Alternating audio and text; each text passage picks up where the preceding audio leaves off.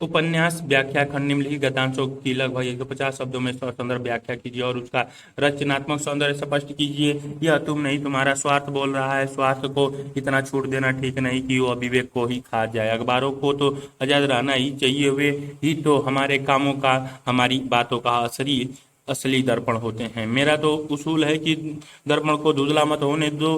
हाँ, अपनी छवि देखने का साहस होना चाहिए आदमी में। उत्तर संदर्भ व्याख्या पंक्तियां 1979 ईस्वी में रचित मनु भंडारी के प्रसिद्ध राजनीतिक उपन्यास महाभोज से उद्धृत है। प्रसंग विशु की हत्या होने के कारण लखन सिंह के चुनाव जीतने की संभावना कम हो गई है और वह मसाल अखबार की सक्रिय भूमिका से भी परेशान है। उसे समझाते हुए मुख्यमंत्री दास साहब ने उपरोक्त पंक्तियां कही हैं।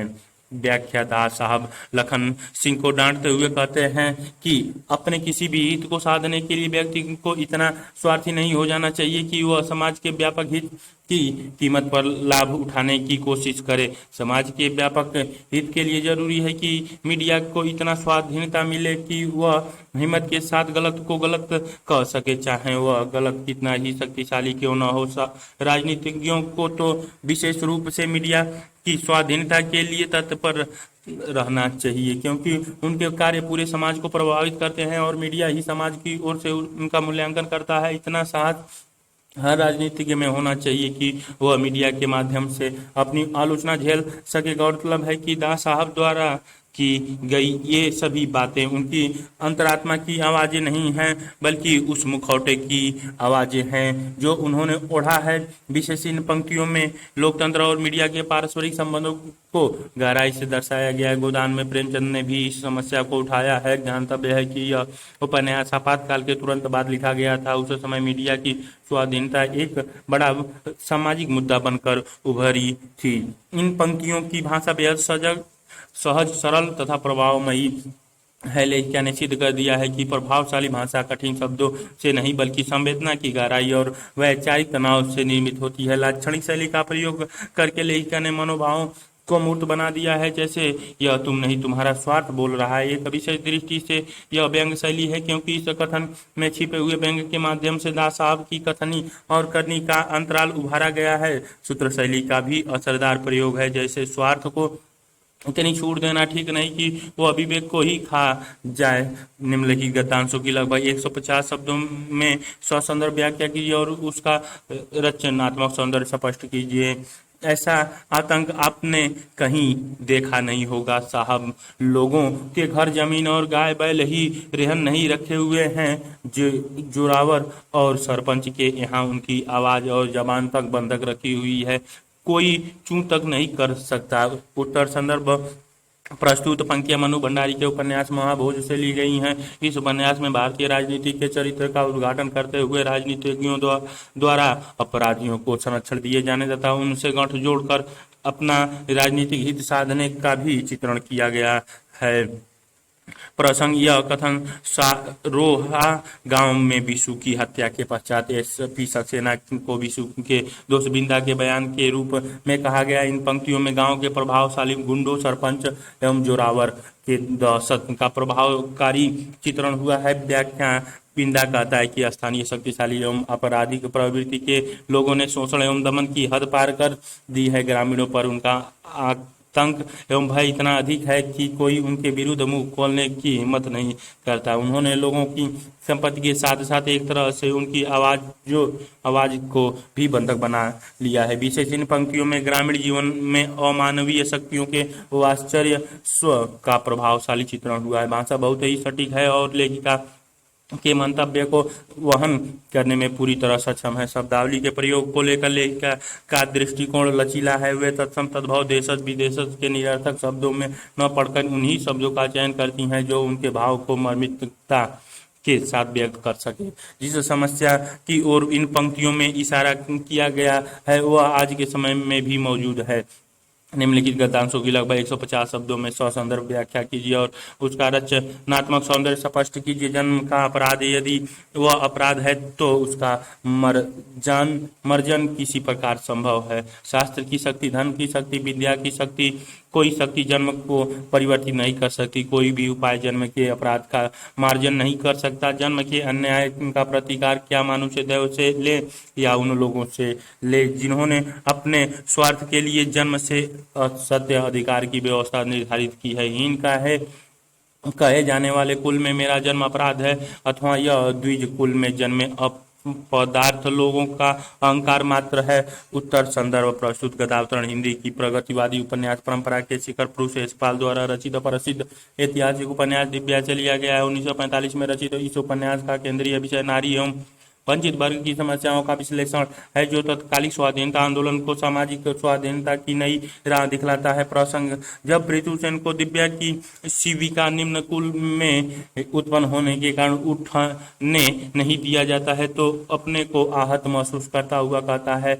व्याख्या: पृथुसेन कहता है कि यदि मेरा निम्न कुल में पैदा होना जन्म का अपराध है तो इसका परिमार्जन कैसे हो सकता है। कोई तो उपाय होगा जो इस अपराध को परिमार्जित कर सके, लेकिन इस वर्णवादी समाज व्यवस्था में ऐसी कोई शक्ति यथा अस्त्र शस्त्र या विद्या रूपी शक्ति नहीं है जो इस अपराध को कम कर सके। तब वह सोचता है कि यदि कोई शक्ति नहीं है तो फिर मनुष्य इस अपराध अन्याय का बदला किससे ले? दैवों से या समाज के उन लोगों से जिन्होंने यह अन्यायपूर्ण व्यवस्था निर्मित की है?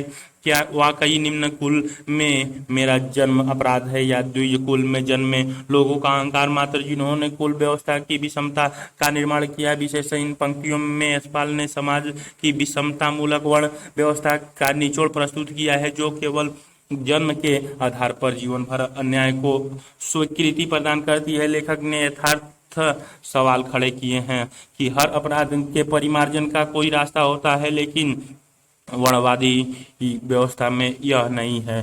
भाषा तत्समी होते हुए भी प्रभाव की दृष्टि से जानदार है। विचार विराम चिन्हों प्रश्न चिन्हों का कुशल प्रयोग वर्णमूलक शोषक व्यवस्था पर रेणु प्रेमचंद, कबीर, नागार्जुन इत्यादि रचनाकारों ने भी सवाल खड़े किए हैं, जैसे जो तू बाभन बाभिनी का जाया आन बाट है क्यों न आया। कबीर। निम्नलिखित गद्यांशों की लगभग 150 शब्दों में ससंदर्भ व्याख्या कीजिए तथा उसका रचनात्मक सौंदर्य स्पष्ट कीजिए।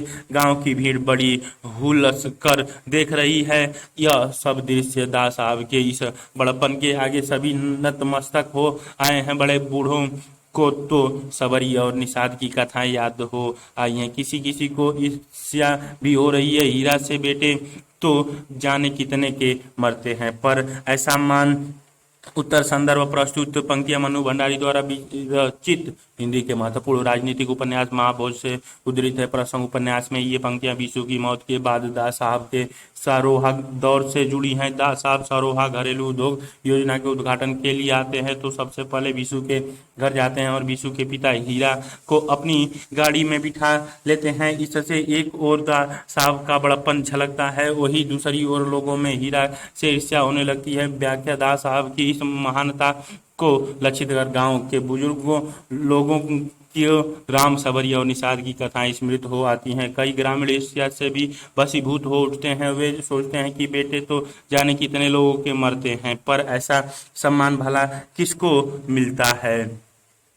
विशेष इस प्रस्तुत पंक्तियों के माध्यम से मनु भंडारी ने दास साहब के प्रदर्शन वृत्ति के पीछे छिपे घगपन और अवसरवादिता को व्यंजना के धरातल पर अनावृत किया है। मौत को भी राजनीतिक अवसर के रूप में तब्दील कर देने वाली भारतीय राजनीतिक पर ये पंक्तियां करार व्यंग हैं। ग्रामीण लोगों की सहजता और भोलापन भी इन पंक्तियों में झलकता है, जिसका फायदा अक्सर उठाया जाता है। भाषा सरल, सहज और प्रभावशाली है। निम्नलिखित गद्यांश की लगभग 150 शब्दों में ससंदर्भ व्याख्या कीजिए और उसका रचनात्मक सौंदर्य स्पष्ट कीजिए। नारी के प्रति अनुराग से, उसके आश्रम की कल्पना से ही पुरुष उसे अधीन रख कर उसे आत्मनिर्भर नहीं होने रहने देगा। नारी प्रकृति के विधान से नहीं, समाज के विधान से भोग्य है।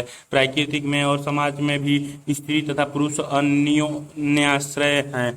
उत्तर संदर्भ प्रस्तुत गद्यांश हिंदी के प्रगतिवादी उपन्यासकार यशपाल के प्रसिद्ध ऐतिहासिक उपन्यास दिव्या के अंशु मालाखंड में दिव्या मारिस संवाद से लिया गया है। प्रसंग: इन पंक्तियों में मारिस स्त्री पुरुष संबंधों का विवेचन कर रहा है। व्याख्या: मारिस कह रहा है कि स्त्री मूल रूप से भोग्य नहीं है। ऐसा कोई प्राकृतिक नियम नहीं है जिससे यह तीत हो कि नारी भोग्य है, परंतु समाज के नियम कुछ इस तरह से बने गए हैं जिससे नारी का स्वतंत्र अस्तित्व लगभग समाप्त हो गया है और वह भोग्य वस्तु बन गई है। ऐसा होने का मूल मूल कारण पुरुष का नारी से प्रेम है। वह उसे सदा अपने साथ रखना चाहता है। एक स्वतंत्र व्यक्ति के रूप में नारी पुरुष के साथ रहे यह आवश्यक नहीं है, इसीलिए पुरुष नारी को आत्मनिर्भर नहीं होने देता और उसे सदा अपने अधीन रखने का प्रयास करता है। वास्तव में तो प्राकृतिक में भी हुए समाज में भी स्त्री व पुरुष एक दूसरे के आश्रय हैं, अर्थात अगर नारी पुरुष का आश्रित है तो पुरुष भी नारी पर आश्रित है। विशेष इन पंक्तियों में यशपाल की प्रखर नारी चेतना की स्पष्ट अभिव्यक्ति है। मारिस के माध्यम से अभिव्यक्त नारी संबंधी यह दृष्टिकोण मार्क्सवादी विचारधारा से अनुप्रेरित है। भाषा तत्सम प्रधान होते हुए भी सहज व प्रभावोत्पाद है।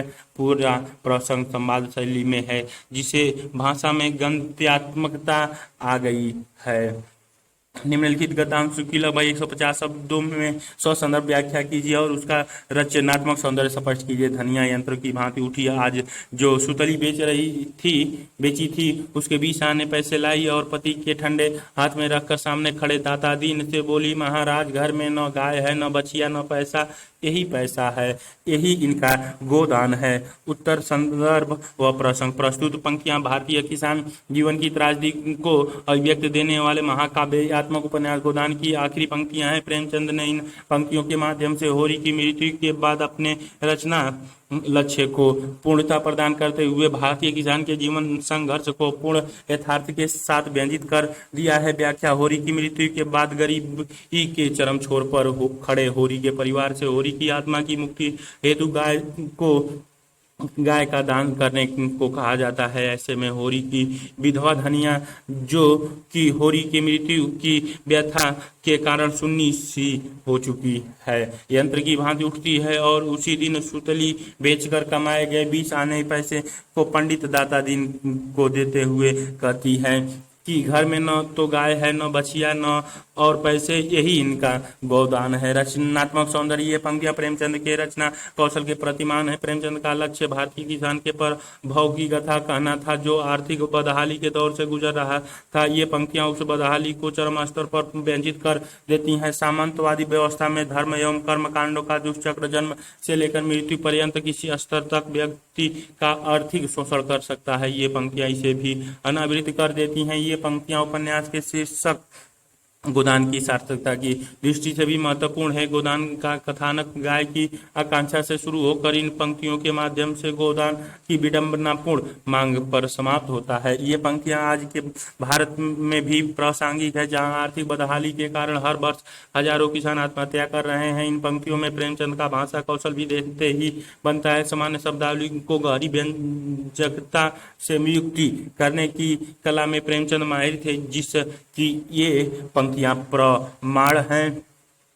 निम्नलिखित गद्यांशों की लगभग 150 शब्दों में ससंदर्भ व्याख्या कीजिए और उसका रचनात्मक सौंदर्य स्पष्ट कीजिए। तो क्या ये मेरे मोटे होने के दिन हैं? मोटे वह होते हैं जिन्हें न ऋण का सोच होता है, न इज्जत का। इस जमाने में मोटा होना बेहाई है। 100 को दुबला करके तब एक मोटा होता है। ऐसे मोटेपन में क्या सुख? सुख तो जब है कि सभी मोटे हों। उत्तर संदर्भ। प्रस्तुत गद्यांश मुंशी प्रेमचंद द्वारा 1936 ईस्वी में रचित हिंदी के पहले महाकाव्यात्मक उपन्यास गोदान से लिया गया है। गोदान प्रेमचंद की लेखन यात्रा की सिद्धावस्था है, जहां वे आदर्शवाद की छाया से निकलकर यथार्थवाद को पूरी तलखी के साथ स्वीकार कर सके हैं। ये पंक्तियां उसी यथार्थवादी नजरिए को सूचित करती हैं। प्रसंग। ये पंक्तियां गोदान के अंतिम हिस्से से ली गई हैं, जहां होरी का भाई हीरा लौट कर आ गया है। यह होरी और हीरा का पारस्परिक संवाद है। जब हीरा होरी से कहता है कि भैया तुम बहुत दुबले हो गए हो, तो होरी उसके उत्तर में ये पंक्तियां कहता है। वस्तुतः इन पंक्तियों के माध्यम से प्रेमचंद ने अपने विचारों का प्रक्षेपण किया है। व्याख्या। होरी इन पंक्तियों में मोटेपन का प्रतीक लेकर समाज के आर्थिक विषमताओं पर व्यंग करता है। वह कहता है कि हमारे समाज में वही व्यक्ति मोटा या स्वस्थ हो सकता है जिसने समाज के कुल आर्थिक संसाधनों में अपने नैतिक हिस्से से ज्यादा संसाधनों पर कब्जा कर लिया हो। दरअसल इस तरह का मोटापन एक किस्म की बेशर्मी है, क्योंकि दूसरों का खून चूसकर समृद्ध होना किसी भी आत्मसम्मान से युक्त व्यक्ति के लिए संभव नहीं है। हमारे समाज में साहूकार, सूदखोर, जमींदार और पूंजीपति जैसे वर्गों के लोग ही समृद्ध हैं और सच देखा जाए तो इन सभी की समृद्धि गरीबों के शोषण पर टिकी है। ऐसी संपन्नता में कोई वास्तविक सुख नहीं है जो दूसरों की विपन्न बनकर जन्म लेती है। असली संपन्नता तो वह होती है जिसमें सारा समाज समृद्ध हो, सभी की मानवीय जरूरतें पूरी होती हों। विशेषतः इन पंक्तियों के माध्यम से समाजवादी दृष्टिकोण उभर गया है।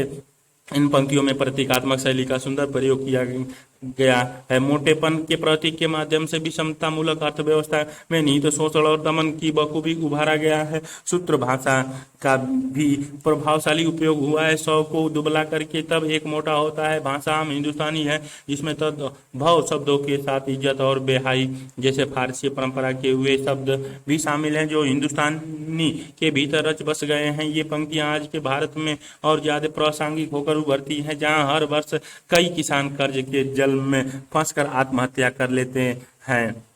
निम्नलिखित गद्यांश की लगभग 150 शब्दों में ससंदर्भ व्याख्या कीजिए और उसका रचनात्मक सौंदर्य स्पष्ट कीजिए। विपन्नता के इस अथाह सागर में सोहाग ही वह तृण था जिसे पकड़े हुए वह सागर को पार कर रही थी। इन असंगत शब्दों ने यथार्थ के निकट होने पर भी मानो झटका देकर उसके हाथ से वह तिनके का सहारा छीन लेना चाहा, बल्कि यथार्थ के निकट होने के कारण ही उनमें इतनी वेदना शक्ति आ गई थी। काना कहने से काने को जो दुख होता है वह क्या दो आंखों वाले आदमी को हो सकता है। उत्तर संदर्भ व प्रसंग प्रेमचंद के उपन्यास गोदान से उद्धृत ये पंक्तियां उपन्यास में लेखिकीय वक्तव्य के रूप में आई है। 40 वर्ष से भी कम आयु के होरी द्वारा 60 पर पाठा होने की उक्ति का सहारा लेकर अपनी मर्दानगी सिद्ध करने के प्रयास को धनिया भाव का उल्लेख कर खारिज करती है। इस कटु सत्य के प्रहार से विचलित होकर होरी 60 के पहले ही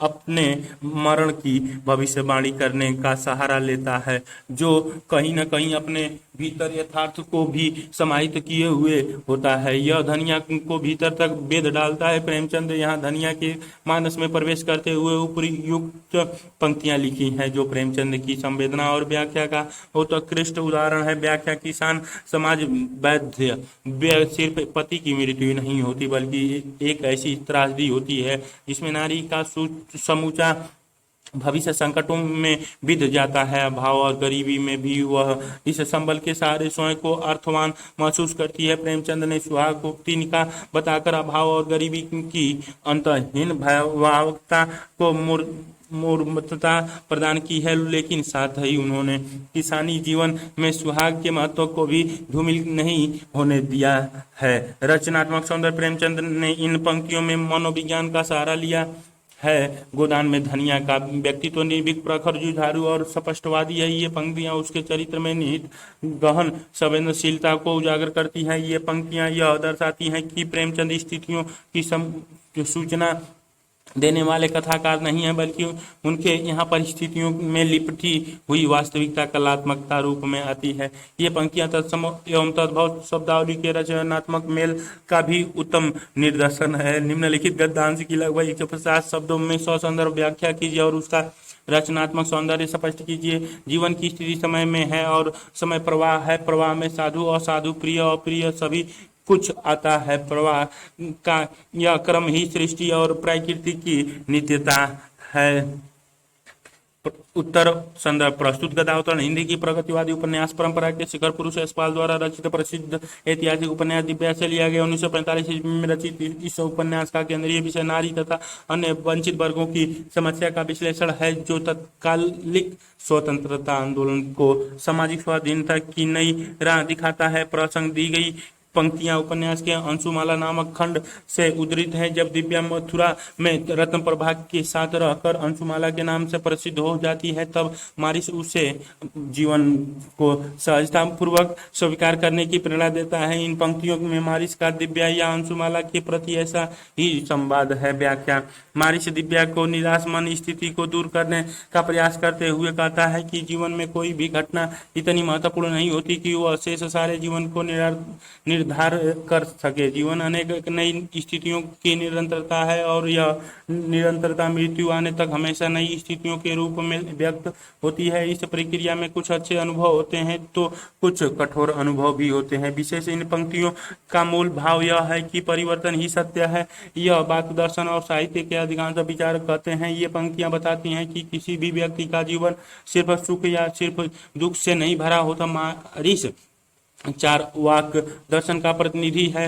वह इन पंक्तियों के माध्यम से बौद्धों के इस निराशावादी विचार को खारिज करना चाहता है कि जीवन की हर घटना दुखमय होती है। सर्वम दुर्खम दुर्खम।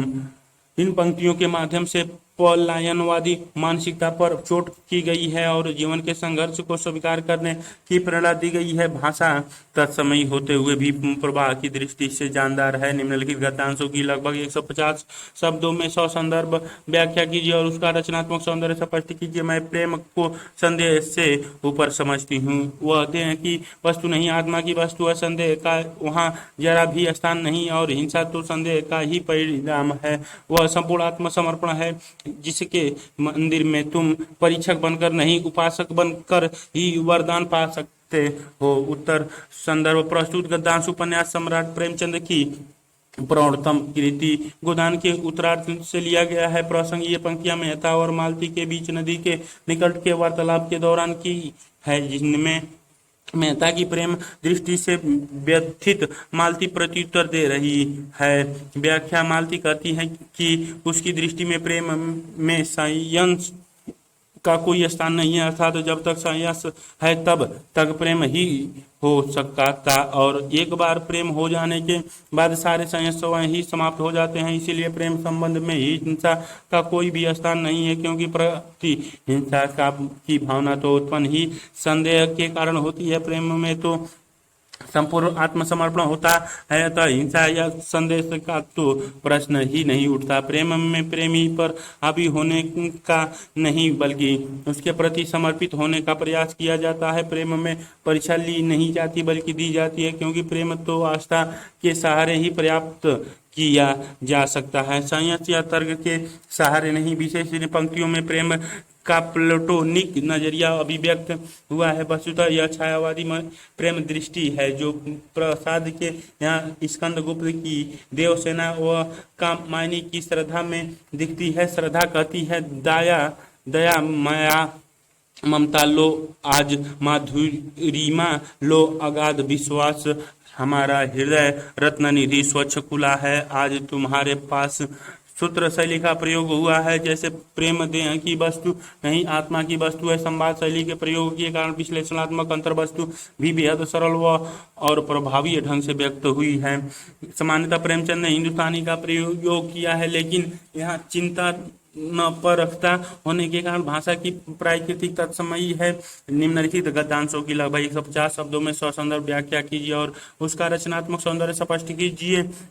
मैं फिर काम शुरू करूंगा, यही इसी मांग में मैं व्यापार की खेती करना चाहता हूँ। आंसू से भीगी हुई धरती पर प्यार के पौधे लहलाएंगे। मैं साधना करूंगा ग्रामवासिनी भारत माता के मैले आंचल तले कम से कम एक ही गांव के कुछ प्राणियों को मुरझाए ओठों पर मुस्कुराहट लौटा सकूं, उनके हृदय में आशा और विश्वास के प्रतिष्ठित कर सकूं। उत्तर संदर्भ व्याख्या पंक्तियां हिंदी की आंचलिक उपन्यास धारा की सर्वोत्कृष्ट कृति मैला आंचल से उद्धृत है, जिसकी रचना 1954 ईस्वी में फणीश्वर नाथ रेणु ने की थी। मैला आंचल की ख्याति आज तक आंचलिक परंपरा में सबसे प्रयोगशील व सफल उपन्यास के रूप में है। प्रसंग ये पंक्तियां उपन्यास के अंतिम पृष्ठ से ली गई हैं, जहां डॉक्टर प्रशांत और ममता के बीच संवाद चल रहा है। डॉक्टर प्रशांत आर्थिक स्वार्थ से मुक्त चिकित्सक हैं जो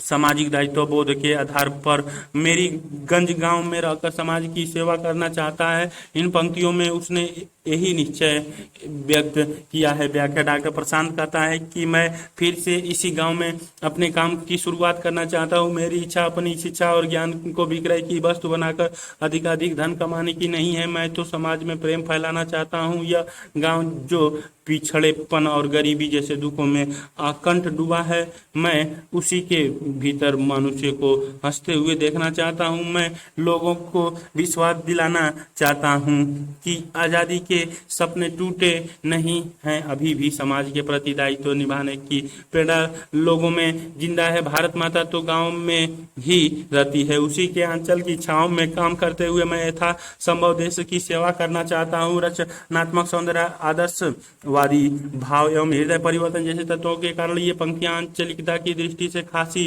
विवादास्पद हैं, किंतु वर्तमान समय में भी कई शिक्षित व सफल लोग हैं जो ग्रामीण समाज के प्रति प्रतिबद्धता के साथ दायित्व निभा रहे हैं। इन पंक्तियों में निराशा के विरुद्ध आशा की विजय दिखती है।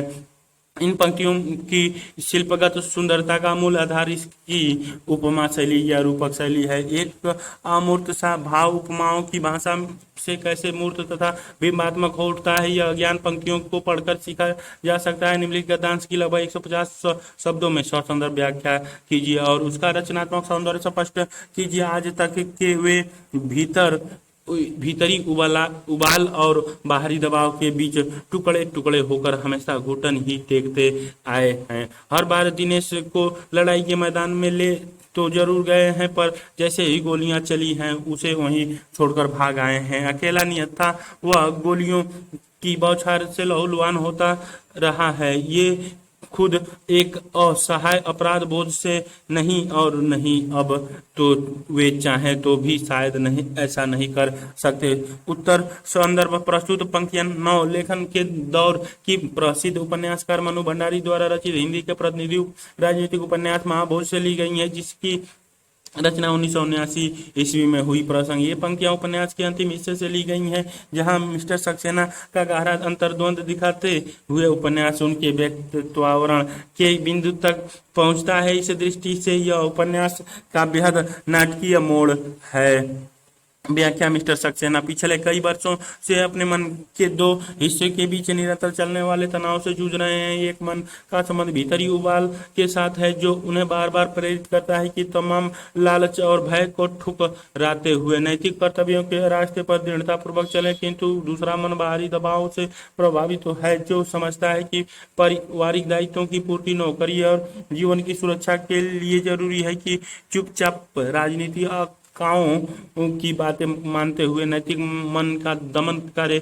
दिनेश के प्रतीक के माध्यम से लेखिका बताती हैं कि हर बार उनका नैतिक मन बेहद आक्रामक हो जाता है, पर अंततः व्यवहारिक मन के दबावों के सामने वे झुक जाते हैं, भीतर ही भीतर टूटते हैं, लहूलुहान हो जाते हैं। किंतु आज बिंदा की गिरफ्तारी ने उन्हें यह निर्णय लेने में समर्थ बना दिया है कि चाहे नौकरी और जीवन की सुरक्षा दांव पर लग जाए, वे अपने मानवीय और नैतिक कर्तव्यों से मुंह नहीं मोड़ सकते। रचनात्मक सौंदर्य आधुनिक काल के साहित्य में मध्यवर्गीय बुद्धिजीवी का अंतर्द्वंद केंद्रीय विषय के रूप में मौजूद रहा है, जिसे वही मनु भंडारी सक्सेना के माध्यम से व्यक्त कर रही हैं। इन पंक्तियों की वास्तविक विशेषता द्वंद के सहारे चित्रण में नहीं बल्कि समाधान की संभावना में है। पंक्तियों में वर्णित समस्या आज के समय में और खतरनाक रूप में हमारे सामने खड़ी है। शब्द प्रयोग में लेखिका का दृष्टिकोण लचीला है, इसीलिए भाषा सरल और सहज होकर भी प्रभावशाली है। प्रतीक शैली का बेहद असरदार उपयोग हुआ है। यहाँ दिनेश एक व्यक्ति विशेष का नाम नहीं है, बल्कि हर उस व्यक्ति का प्रतीक है जो व्यवस्था के हाथों प्रताड़ित होता है। लेखिका ने चरित्र के मनोविज्ञान का अत्यंत सूक्ष्म विश्लेषण किया है। अंतिम पंक्ति में चेतना प्रवाह शैली का सुंदर प्रयोग किया गया है। भाषा मुहावरेदार होने के कारण बेहद प्रभाव सक्षम है। निम्नलिखित गद्यांशों की लगभग 150 शब्दों में ससंदर्भ व्याख्या कीजिए और उसका रचनात्मक सौंदर्य स्पष्ट कीजिए। विद्यापति की चर्चा होते ही कविवर दिनकर का एक प्रश्न बस सामने आकर खड़ा हो जाता था।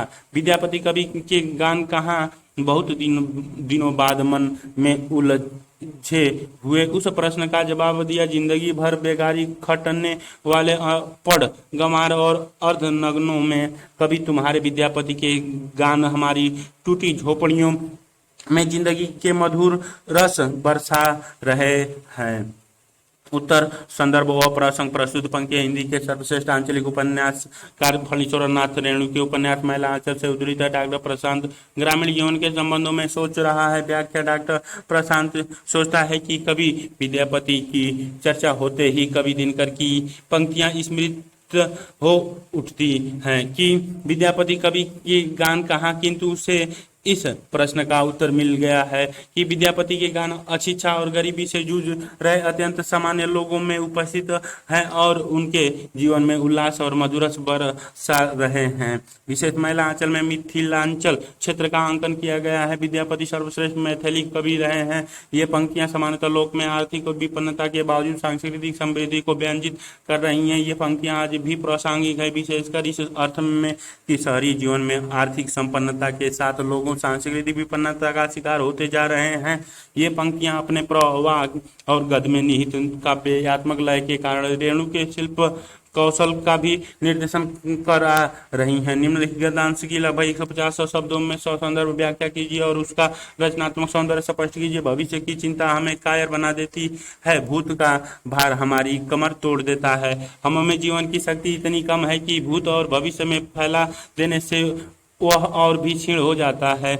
हम व्यर्थ का भार अपने ऊपर लादकर रूढ़ियों और विश्वासों और इतिहासों के मलबे के नीचे दबे पड़े हैं। उठने का नाम ही नहीं लेते, वह सामर्थ्य ही नहीं रही जो व्यक्ति जो स्फूर्ति मानव धर्म को पूरा करने में लगनी चाहिए थी। सहयोग में, भाईचारे में वह पुरानी अदावतों का बदला लेने और बाप दादों का ऋण चुकाने की भेंट हो जाती है। और यह जो ईश्वर और मोक्ष का चक्कर है, इस पर तो मुझे हंसी आती है। उत्तर संदर्भ प्रस्तुत गद्यांश हिंदी के सुप्रसिद्ध उपन्यासकार प्रेमचंद के कालजयी उपन्यास गोदान से अवतरित है। प्रसंग उपन्यास में गोविंदी ने जब प्रोफेसर मेहता को यह बताया कि मालती उसके पति को उससे विमुख कर रही है, अतः आप मालती से मेरे पति को बचाकर मेरे सौभाग्य की रक्षा करें, तब मेहता बातचीत के क्रम में गोविंदी से उपर्युक्त बातें करता है। व्याख्या। प्रोफेसर मेहता गोविंदी से कहते हैं कि वे तो वर्तमान पर अपनी दृष्टि केंद्रितता रखते हैं, क्योंकि भविष्य की चिंता हमें कायर बना देती है और अतीत की बातें का बोझ अपने ऊपर लाद रहने से हमारी शक्ति क्षीण हो जाती है। हमारी जीवनी शक्ति सीमित है। यदि हम उसे भूत और भविष्य में फैला देंगे तो वह इतनी क्षीण हो जाएगी कि हमारा वर्तमान भी बिगड़ जाएगा। हम लोग प्राचीन रूढ़ियों और अंधविश्वासों के नीचे ऐसे दबे रहते हैं कि उसमें से निकल पाने का हमें अवसर ही नहीं मिल पाता। हमारी जो शक्ति मानव जाति के उत्थान में लगनी चाहिए, परस्पर सहयोग एवं भाईचारे की भावना में लगनी चाहिए, उसका दुरुपयोग करते हुए हम पुराने बैर एवं दुश्मनी का बदला लेते हैं या बाप दादों के द्वारा लिए गए ऋणों को चुकाने में अपनी शक्ति लगा देते हैं। कभी कभी ऐसा देखा गया कि लोग इस जन्म का चिंता छोड़कर परलोक सुधारने या मोक्ष पाने के प्रयास में लगे रहते हैं। ऐसे लोगों को देखकर मुझे हंसी आती है कि इनका वर्तमान तो बिगड़ ही रहा है, भविष्य भी चौपट हो जाएगा। विशेष प्रोफेसर मेहता के माध्यम से प्रेमचंद ने अपने विचारों का प्रेक्षण किया है। प्रेमचंद का विचार है कि व्यक्ति को वर्तमान पर अपना ध्यान केंद्रित करना चाहिए, भूत या भविष्य की चिंता नहीं करनी चाहिए। परलोक, ईश्वर, मोक्ष जैसे विषयों का उपहास किया गया है। वर्तमान पर दृष्टि केंद्रित करने की बातें जयशंकर प्रसाद ने भी अपने चंद्रगुप्त नाटक में की है। ध्यातव्य है कि उस युग में प्रसाद जैसे रचनाकार इतिहास और पौराणिक कथाओं पर आधारित रचनाएं लिख रहे थे, जिसे प्रेमचंद ने गड़े मुर्दे उखाड़ने की संज्ञा दी थी। निम्नलिखित गद्यांशों की लगभग 150 में ससंदर्भ व्याख्या कीजिए और उसका रचनात्मक सौंदर्य स्पष्ट कीजिए। कौन कहता है जीवन संग्राम में वह हारा है? यह उल्लास, यह गर्व, यह पुलक क्या हार के लक्षण है? इन्हीं हारों में उसकी विजय है। उसके टूटे फूटे अस्त्र उसकी विजय पताकाएं हैं। उसकी छाती फूल उठी है, मुख पर तेज आ गया है। उत्तर संदर्भ प्रस्तुत पंक्तियां हिंदी के सर्वश्रेष्ठ उपन्यासकार प्रेमचंद के महाकाव्यात्मक उपन्यास गोदान से ली गई हैं। प्रसंग, ये पंक्तियां उपन्यास में तब आती हैं जब होरी का छोटा भाई हीरा वापस आकर उससे अपने कर्मों हेतु माफी मांगता है और उसके प्रति कृतज्ञता जाहिर करता है। व्याख्या: हीरा के कृतज्ञता प्रकट करने से होरी का मन प्रफुल्लित हो उठता है और उसका वह संतोष से भर उठता है। उसे अपने तमाम आर्थिक अभावों और समस्याओं के बावजूद अपना जीवन सार्थक महसूस होने लगता है। विशेष प्रेमचंद ने इन पंक्तियों में साधारण भारतीय किसानों के चरित्र के एक अत्यंत महत्वपूर्ण पहलू की ओर संकेत किया है। भारतीय किसान संबंधों के प्रति अत्यंत संवेदनशील होता है तथा स्वयं से छोटे से सम्मान प्राप्ति की भी चाह रखता है। इन पंक्तियों में स्पष्ट रूप से होरी अर्थ की जगह संबंध की को वरीयता देती है दिखाई देता है। इन पंक्तियों की भाषा अत्यंत सहज और संप्रेषणीय है। ये पंक्तियां तत्सम और तद्भव शब्दावली के रचनात्मक मेल का उत्तम निदर्शन है। इन पंक्तियों में अभिव्यक्त होरी की पुलक का विस्तार पाठक तक भी होता है, जो लेखक की रचनात्मक सफलता है।